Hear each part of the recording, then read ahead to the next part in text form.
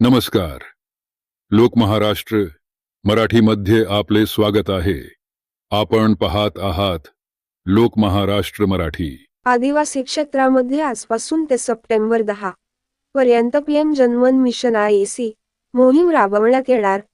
पहा लोक महाराष्ट्र मराठीवर उमेश हर्षवाल यांचा रिपोर्ट.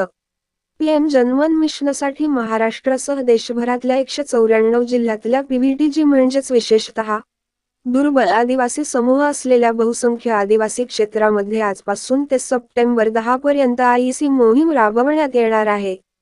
या मोहिमेअंतर्गत 194 जिल्ह्यातल्या सुमारे 16,500 गावांमध्ये योजनांविषयी माहिती देणे, योजनांविषयी आदिवासींना शिक्षित करणं आणि संवाद साधणे तसंच जनजागृतीचे कार्यक्रम आयोजित केले जाणार आहेत.